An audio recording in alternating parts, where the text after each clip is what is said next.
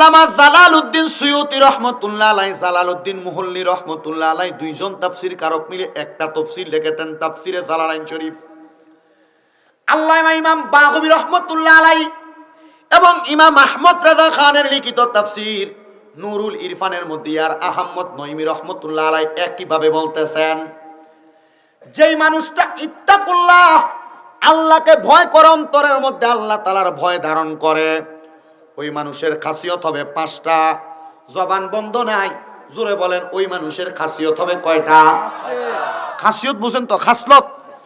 ওই মানুষের চরিত্র হবে 5টা।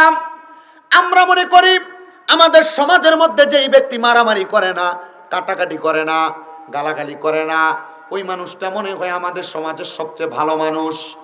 না, এই ইত্তাকুল্লাহ এই আয়াতে কারিমার এই অংশটার তাফসীর করেছেন। এই আয়াতের মধ্যে ইত্তাকুল্লাহ আল্লাহকে ভয় করো শব্দটা 2 বার ব্যবহার করার কারণে বলা হয়েছে বান্দা এই 5টা খাসিয়তের মধ্যে 1 নাম্বার খাসিয়ত, বান্দা কোনোদিন হারাম খাবার খাইবে না, বান্দা কোনোদিন পরের হকের প্রতি লোভ করবে না, বান্দা কোনোদিন অন্যায়ভাবে মানুষকে ওজনে কম দিবে না। মানে পরের হক, হাক্কুল ইবাদ যেটা, এই আল্লাহকে ভয়কারী বান্দা কোনোদিন এমন পরের হকের প্রতি লোভ করবে না। কিন্তু আমাদের সমাজে এমন পরের হকের প্রতি লোভ করনেওয়ালা ব্যক্তি আছে, যে ব্যক্তি সুদও খায়, নামাজও পড়ে। আপনারা বলেন শীতলা এলাকায় এমন একটা লোকও ঢুকায়া পাওয়া যাবে না? আছে। আমরা সমাজে এখন একটা খাসলত হইছে অভ্যাস, সুদখোর গুলার ধরে নিয়ে মসজিদের সভাপতি বানায়, সেক্রেটারি বানায়, সর্দার মাতাব্বরির দায়িত্ব এই সুদখোর গুলারে দেয়, হারামখোর গুলারে দেয়। আর আমরা সমাজের মানুষ এগুলারে মসজিদের সভাপতি বানাই। যদি জিগায় তারে কেন বানাইলা, বলে এটারে সভাপতি সেক্রেটারি বানানোর কারণ হইল মসজিদের নিচের টাইসটি সব বেড়া দিছে, আসলে বেড়া হারাম খায়, তোমরা এই চিন্তা করলা না, টাইস দেওয়ার কারণে নিয়ে মসজিদের সভাপতি বানাইলা, সর্দার মাতাব্বর বানাইলা, এলাকার মসজিদের সেক্রেটারি কেশিয়ার বানাইলা। আল্লাহর কসম, দুনিয়াতে যদিও তোমরা ছাড় পাও, আল্লাহ তাআলার কাছে ছাড় পাইবা না। আল্লাহ কয় বান্দা ইন্না বাতশা রাব্বিকা লাশাদীদ, নিশ্চয় আমি আল্লাহর ধরা শক্ত ধরা। আল্লাহ যেদিন ধরব কাঁচা বাঁশের গোড়া দিয়া বাইরাইব। মানে কাঁচা বাঁশের গোড়া মানে আল্লাহর ধরা শক্ত দে, আযাবুন শাদীদ, যন্ত্রণাদায়ক শাস্তি। সাহাবায়ে কেরাম প্রশ্ন করছি, ইয়া রাসূলুল্লাহ যন্ত্রণাদায়ক শাস্তিটা কি? বলে শাস্তি শুনবা, বলে শরীরের চামড়া আজরাইল রূহ যখন কবজ করবে এমন ভাবে টান দিয়ে নিয়ে যাবে, আস্তে একটা জীবিত খাসিরে লটকে দিলে চামড়াটা টাইনা ছিলে যত কষ্ট, এই হারামখোরগুলা মৃত্যুর সময় এমন কষ্ট পেয়ে মারা যাবে। কথা বলেন ঠিক কি না? আমার কথা না, নবীর হাদিসের কথা। সুদখোরগুলা সাবধান। আছে আপনারা জোয়ারের নমুনায় কয় হুজুর বেশি আছে। এই সুদখোরগুলা সমাজে লম্বা কথা কম না বেশি? চা দোকানে বসে তাদের লম্বা কথা বেশি না কম? কি বিল্ডার কম দামির নাম কইছে, কি তারা কইছিলেন দিয়া?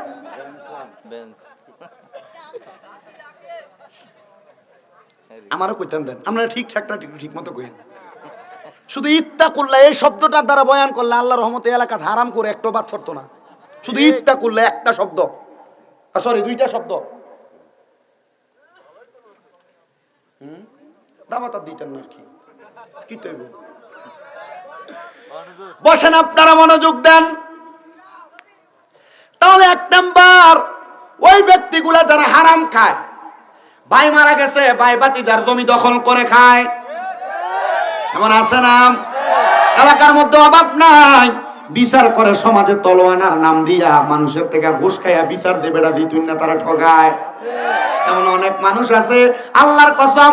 এজন্য আমি আল্লাহর কাছে দোয়া করছি, আল্লাহ বাংলাদেশ থেকে যখন সরকার পতন হয়েছে এরপরে তো কত মানুষ আইবো যাইবো, আল্লাহ আমার মনের ভিতরে একটা আকাঙ্ক্ষা, বাংলার একবারে প্রখ্যাত ভালো ভালো জায়গাগুলা খালি পড়ে রয়েছে, আল্লাহ এই জায়গাগুলার মধ্যে যারে বসাও, আল্লাহ এমন একটা লোক বসাইও সে যেন আল্লাহর কোরআন দ্বারা দেশটারে পরিচালনা করে। কোরআন দিয়ে দেশ চালাইলে হারামখোর থাকবে না, দুর্নীতিবাজ থাকবে না। কোরআন দিয়ে দেশ চালাইলে পরের হক মাইরা খামিনে একটাও রক্ষা পাবে না। কথা কোন ঠিক কিনা? এই কোরআনের আইন বাস্তবায়ন না হওয়ার কারণে জুলুম অত্যাচার বেশি, ঠিক কি না? একদল বাগছে, বাগার পরে এখন একটা অবস্থা শুরু হয়েছে, মামলার ব্যবসা, মামলা দেয় 3 লাখ দে, তোর নাম কাটায় দেন। তো লাভ হইলো কি, একজন চলে গেছে, আবার আপনি এটা করে আবার আপনি তাদের সাথে এখন যেটা করতেছেন একই দুই লোক।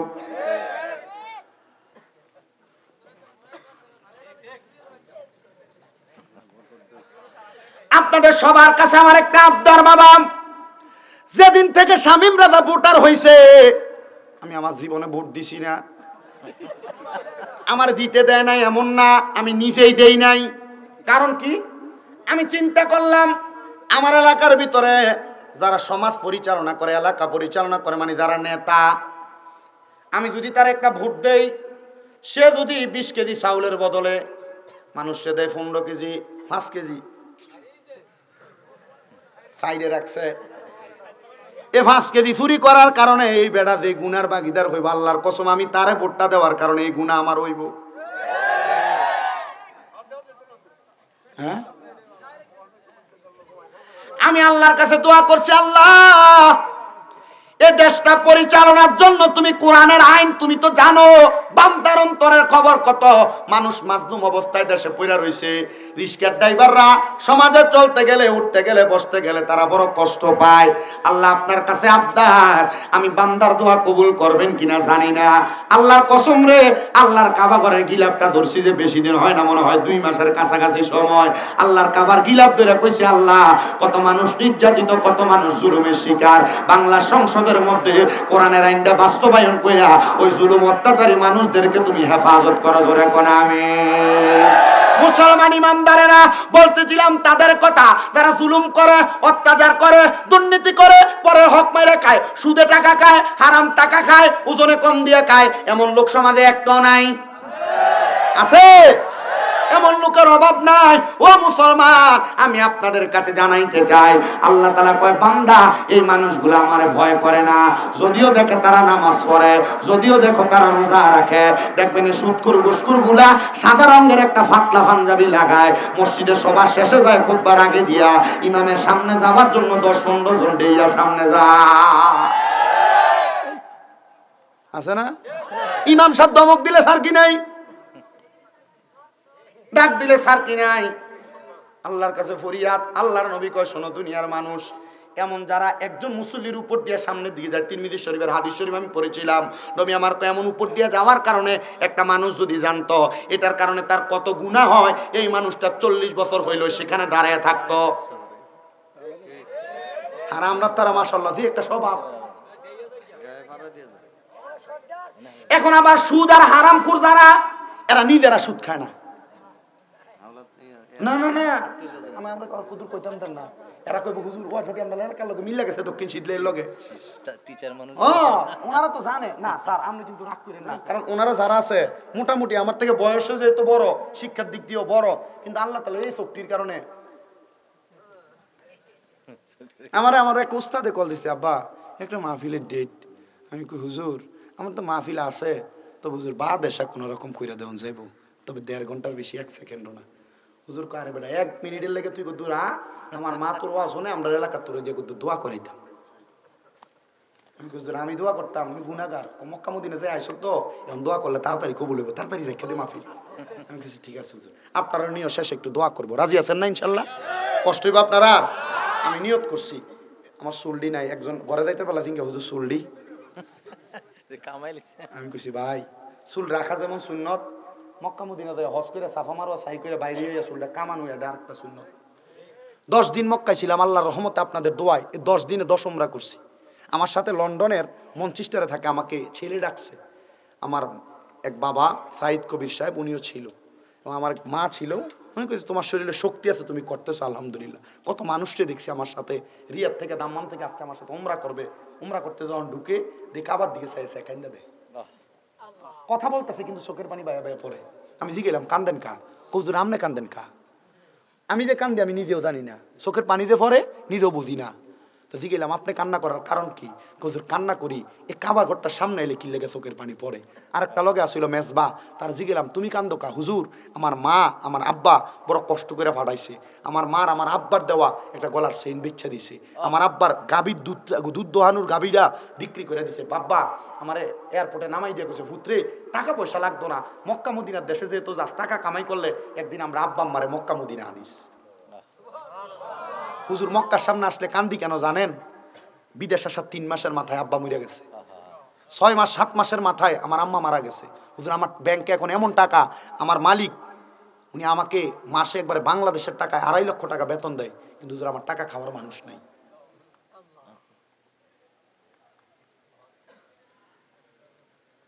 তো যেই কথা আপনাদেরকে বলতেছিলাম,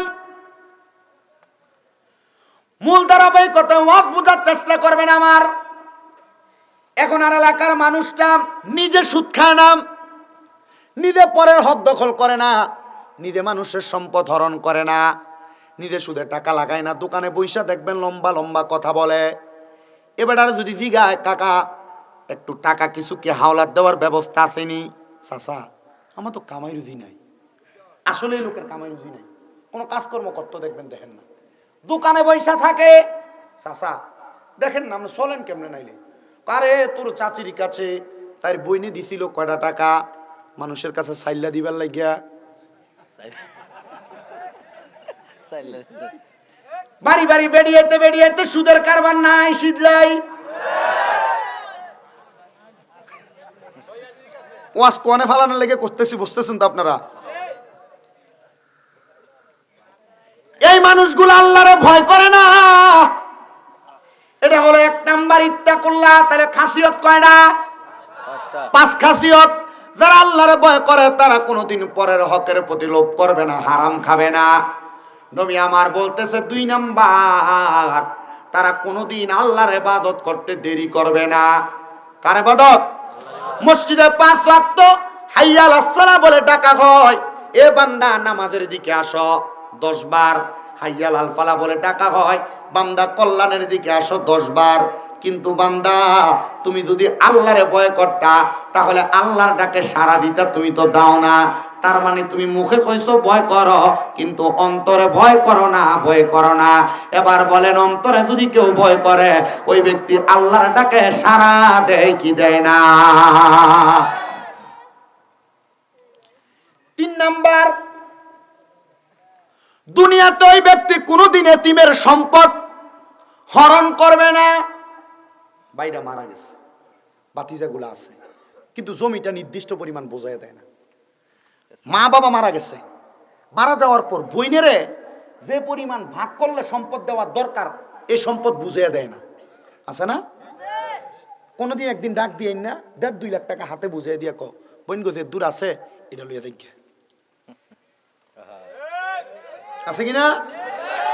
আল্লাহর নবী বলে 3 নাম্বার, ইয়াতিমের মাল বুঝিয়ে দেয় না। যদি আল্লাহকে ভয় করে ইয়াতিমের মাল বুঝিয়ে দিবে, ইয়াতিমের হক কোনোদিন হরণ করবে না। 4 নাম্বার, ওই ব্যক্তি যেই ব্যক্তি কখনো অহংকার করবে না যদি আল্লাহকে ভয় করে। আমরা এলাকায় অনেক পয়সাওয়ালা দেখা যায়, টাকাওয়ালা দেখা যায়, যে ব্যক্তি রাস্তা দিয়ে হাঁটে, কিছুদিন আগেও রিস্কার মধ্যে দিয়ে রিস্কা চালাইয়া চলছে, কিন্তু এখন কিছু টাকা হওয়ার পরে এখন আর ফাওড়া মানিত লাগে না। এলাকার কৃষক আর রিস্কার ড্রাইভারে সালাম দেয় না, আর কেউ যদি সালাম দেয় ওয়ালাইকুমুস সালাম কয় না। এমন সিটার নাই এলাকায়। অহংকারী ব্যক্তি। 5 নাম্বার, ওই ব্যক্তি যদি আল্লাহকে ভয় করে বান্দার জবানের মধ্যে সব সময় মরণের কথা থাকবে। কোন জায়গার কথা? মরণের কথা থাকবে। এই জন্য আশেক কয় রে চোখেরই পলকে তুমি হতে পারো লাশ, চিরতরে বন্ধ হবে তোমারই নিঃশ্বাস, হবে এলান তোমারই নাম মসজিদের মাইকে, হবে এলান তোমারই নাম মসজিদের মাইকে, বাড়িওয়ালা নাই রে বাড়ি নাই রে দুনিয়াতে, বাড়িওয়ালা নাই রে বাড়ি নাই রে দুনিয়া দুনিয়াতে। তোমার বয়ে থাকতো মানুষ ছিল বাহাদুরি, ভাবনি হাওয়ায় উড়া তুমি যে রঙিনী ঘুরি। সুতোয় টানে দিলে মালিক, সুতোয় টানে দিলে মালিক পারবে না তাকিতে। বাড়িওয়ালা নাই রে বাড়ি, নাই রে দুনিয়াতে। বলেন বাড়িওয়ালা নাই রে বাড়ি, নাই রে দুনিয়াতে। বাড়ি গাড়ি মেল ফ্যাক্টরি টাকার পাহাড়, বিলাসিতায় কেটেছে জনম যতই অহংকার। যত সম্পদের মালিক তত ইবাদতের মাত্রা কম, ঠিক না? বাড়ি গাড়ি মেল ফ্যাক্টরি টাকার পাহাড়, বিলাসিতায় কেটেছে জনম কতই অহংকার। দামি কাপড় ছেড়ে হবে, দামি কাপড় ছেড়ে হবে সাদা কাপনে পরিতে। বাড়িওয়ালা নাই রে বাড়ি, নাই রে দুনিয়াতে। বলেন বাড়িওয়ালা নাই রে বাড়ি, নাই রে দুনিয়াতে। বাড়িওয়ালা নাই রে বাড়ি, নাই রে দুনিয়াতে। চোখেরই পলকে তুমি হতে পারো লাশ, চিরতরে বন্ধ হবে তোমারই নিঃশ্বাস। হবে এলান তোমারই নাম মসজিদের মাইকে। বাড়িওয়ালা নাই রে বাড়ি, নাই রে দুনিয়াতে। ও মুসলমান, গভীর মনোযোগ দিয়ে আবার বয়ানটা শ্রবণ করার চেষ্টা করেন। আমি আল্লাহ তাআলার ভয়ের ব্যাপারে বলছিলাম। তাহলে যারা আল্লাহকে ভয় করে পরের হক খাবে না, নামাজ কাজা করবে না, আল্লাহকে ভয় করলে অহংকার করবে না, এতিমের মাল ভক্ষণ করবে না, আল্লাহকে ভয় করলে কোনোদিন ওই বান্দা জাহান্নামকে ভয় করা ছাড়া থাকবে না, কবরকে ভয় করা থাকবে না। আমানুত্তাকুল্লাহ। এবার আল্লাহ কয় ওয়াল তানজুর, তোমাদের তাকানো উচিত নাফসুম্মা কদ্দামাত লিগাদ, তোমাদের পূর্ববর্তীদের দিকে যারা পূর্বে কি প্রেরণ করেছে। ওয়াত্তাকুল্লাহ, তোমরা আল্লাহকে ভয় করো। এই ওয়াত্তাকুল্লাহ কথার আগে আমি আপনাদেরকে ছোট্ট একটা কথা বুঝাইয়া দিতে চাই রে বাবারা। ওয়াল তানজুর নাফসুম্মা কদ্দামাত লিগাদ ওয়াত্তাকুল্লাহ। আল্লাহ কেন ওয়াল তানজুর নাফসুম্মা কদ্দামাত শব্দটা ব্যবহার করলেন? আল্লামা জালালউদ্দিন সুয়ুতী রাহমাতুল্লাহ আলাইহি বলে, ও জগতের বান্দারা, তোমাদের আগে নমরুদ দুনিয়া থেকে চলে গেছে, ফেরাউন দুনিয়া থেকে চলে গেছে। এরা দুনিয়াতে ভালো কাজ করে নাই, তারা আল্লাহ তাআলার আইনের বিরুদ্ধে কাজ করেছে, রাসূলদের আইনের বিরুদ্ধে কাজ করেছে, করার কারণে তারা ধ্বংস হয়েছে। তোমরা তাদের দিকে তাকাও এবং তোমরা আরেক ব্যক্তিদের দিকে তাকাও যারা ফেরাউন এবং নমরুদের সঙ্গে যুদ্ধ করে দুনিয়াতে বাঁচছে। এরা আর অন্য কেউ না, অন্য কেউ না, এরা মূসা পয়গম্বর এবং অন্যান্য নবীরা। তোমরা যদি ওই নবীদের মতো দুনিয়াতে জুলুম অত্যাচারের শিকার হইয়া দুনিয়ার জমিন থেকে তোমার জীবনটাকে ঈমান এবং আমলের সাথে পরিপূর্ণভাবে কাটাইতে পারো, তাহলে তোমার জীবন হবে সুন্দর, তোমার জীবন হবে সফল কাম। ইয়া রাসূলুল্লাহ, কেমনে বুঝবো? মাঝখানের একটা আয়াত নাইকা পরবর্তী আয়াতের মধ্যে আল্লাহ তাআলা ঘোষণা করে, লা ইয়াস্তাবি আসহাবুন নারি ওয়া আসহাবুল জান্নাহ, আসহাবুল জান্নাতি হুমুল ফাইজুন। আল্লাহ কয় বান্দা, যারা জান্নাতি তারা দোজখী, তারা একরকম নয়। আসহাবুল জান্নাতি হুমুল ফাইজুন, যারা জান্নাতি তারা হইল সফল কাম। মুসলমান ইমানদার যদি জান্নাতি শরীর বানান, জান্নাতি দেহ বানান, জান্নাতি হইয়া দুনিয়া থেকে যাইতে চান, তাহলে আপনাকে দুনিয়াতে তিনটা খাসিলত বহন করা লাগবে। এক নাম্বার, আল্লাহ তাআলার এমন ইবাদত করবে দুনিয়ার মানুষ আপনাকে দেখলে আল্লাহর কথা স্মরণ করবে, আপনার কর্ম দেখে তারা আল্লাহকে ভয় করবে, আপনার কর্মকাণ্ড দেখে তারা দুনিয়ার জমিন থেকে কবরের প্রস্তুতি নেবে। দুই নাম্বার, আপনি এমন ভাবে নমনীয়তা প্রকাশ করবেন, আপনার নমনীয়তার মাধ্যমে আল্লাহ তাআলা আপনার এবং আপনার পরিবারের উপর রহমত দান করবে। আর তিন নাম্বার, মরার আগে এমন ভাবে আপনি আপনার জীবনটাকে গোছাইবেন, যেটাকে ইমাম গাজ্জালী কয় তামুতু কাবলাল মউত, মরার আগে আরেকবার মরবা, এমন ভাবে মরবা যেই মরণের মাধ্যমে তুমি আমার আল্লাহ এবং রাসূলকে পাইয়া যাইবা। জবান খুলে কোন সুবহান। মনোযোগ দেন বাবারাম, তাহলে জান্নাতি এবং জাহান্নামীদের জীবন এক না? এক। এক। মুসা আলাইহিস সালাতু ওয়াস সালামের জামানা, মুসা নবীর উম্মত, বড় পাওয়ারফুল উম্মত। ওই উম্মত বলে, শোনো জগতের মানুষ, মুসা আলাইহিস সালাতু ওয়াস সালামের তাওরাত কিতাব আমি পড়তে লাগলাম। মুসা নবীর জামানার মধ্যে জীবন চালাইতে চালাইতে যখন আমি তাওরাত কিতাব পড়ি, এমন টাইমে আমি তাকায়া দেখলাম একটা ইহুদি মানুষ, খ্রিস্টান মানুষ, উনি তাওরাত কিতাবটারে খুললেন। কি কিতাব? তাওরাত কিতাবটারে খুললেন। আমি দেখলাম অল্প কিছুক্ষণ পর্যন্ত উনি তাওরাত কিতাবটা পইরা উনি চোখের পানিগুলা ফালায়া ফালায়া কাঁদতেছে। কি করে? মুসা নবীর উম্মত বলেন, আমি তার চোখের পানিগুলা ফালায়া ফালায়া কান্না করতে দেখলাম।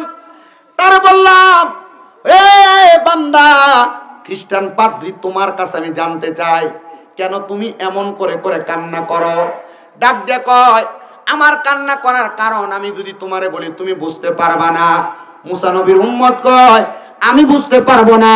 মুসা নবীর উম্মতদের মধ্যে আমার নবী আমাকে বলেছেন আমি নাকি এই উম্মতের মধ্যে সর্বশ্রেষ্ঠ একজন উম্মত, আর আপনি বলতেছেন আপনার কান্না করার কারণ আমি জানলে আমি নাকি সহ্য করতে পারবো না।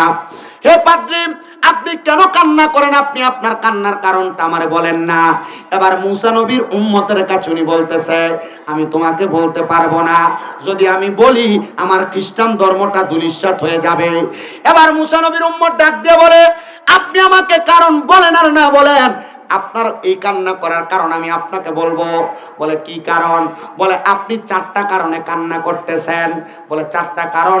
মুসা নবীর উম্মতের এই জবাব শুই না খ্রিস্টান পাদ্রীটা লাজবাব হয়ে গেছে, কোনো জবাব দেয় না। কিরে কি বলে? আমি তো আসলে 4টা কারণে কান্না করি। মুসা নবীর ওই উম্মত বলে, 1 নাম্বার, আপনি তাওরাত কিতাব পড়তে যে আপনি দেখছেন। বলে কারণ কি? কারণ কি? কারণ কি? আপনি দেখতে পাইছেন তাওরাত কিতাবের মধ্যে এমন একজন নবীর কথা বলা হয়েছে, যেই নবী মুহাম্মাদুর রাসূলুল্লাহর জন্য আপনি মুসা নবীর আল্লাহ বানাইছে, যেই নবীর কারণে আদম থেকে ঈসা নবী পর্যন্ত সকল নবীর আল্লাহ বানাইছে, যেই নবীকে সকল নবীদের ইমাম বানাইছে, ওই নবী হইল ইমামুল মুরসালিন। আপনি ওই পাদ্রী মনে মনে চিন্তা করতেছেন আল্লাহ যেন আপনি মুসা নবীর উম্মতের জামানায় আইসা ওই নবীর উম্মত আপনারা যদি বানাইতো, আপনি এটা চিন্তা করে করে আফসোস করে কাঁদতেছেন। খ্রিস্টান পাদ্রীকে আমি অবাক হয়ে গেলাম, হতভম্ব হইয়া আমি তারা জিজ্ঞাসা করলাম আমার কান্না করার দ্বিতীয় কারণ বলো। মুসা নবীর উম্মত বলে, দ্বিতীয় কারণ হইল আপনি চিন্তা করতেছেন ওই কথা যে ওই নবীজি যিনি দুনিয়াতে আগমন করবে, তিনার এমন কিছু উম্মত হবে যে উম্মতেরা দুনিয়ার জমিনের মধ্যে আসার পরে উম্মতেরা নামাজের ওয়াক্ত নির্ধারণ করবে আসমানের সূর্য দেখা। কি দেখা? তারা আসমানের সূর্য দেখা নামাজের ওয়াক্ত নির্ধারণ করবে, আর ওই সময় তারা নির্দিষ্ট সময়ে তারা নামাজ আদায় করবে। আপনি আফসোস করতেছেন, আপনি যদি তাদের অন্তর্ভুক্ত হইতে পারতেন আপনার জন্য ভালো হইতো। উনি বলেন সত্যই তো, তোমার 2 নাম্বার কারণটা সত্য। বা 3 নাম্বার কারণ, আপনি কান্না করতেছেন, আফসোস করতেছেন, ওই উম্মত এমন ভাবে আল্লাহ তাআলার ইবাদত করবে, ওই উম্মত যখন দুনিয়ার জমিনে খাবার পাবে না তখন উম্মতেরা পেরেশান হয়ে আল্লাহ তাআলার কুদরতি কদমে সিজদা দিবে। ওই উম্মত যখন অভাব অনটনের মধ্যে পড়ে যাবে তখন উম্মতরা আল্লাহ তাআলার কুদরতি কদমের মধ্যে সিজদা দিবে। ওই উম্মত যখন কোনো বিপদে পড়ে যাবে তখন উম্মতরা আল্লাহ তাআলার কুদরতি কদমে সিজদা দিবে। মানে বান্দা দুনিয়ার জমিনের মধ্যে যা কিছু করুক আর না করুক, বান্দা আল্লাহ তাআলার কাছে শুধু সিজদা দিয়া চাইবে। এবার ওই পাদ্রীরে মুসা নবীর উম্মত ডাক দিয়া বলতেছে, তুমি কান্না করতেছো, আল্লাহ যদি তোমার ওই উম্মতের অন্তর্ভুক্ত বানাইতো। পাদ্রী বলে তোমার 3টা জবাবই সঠিক। 4 নম্বর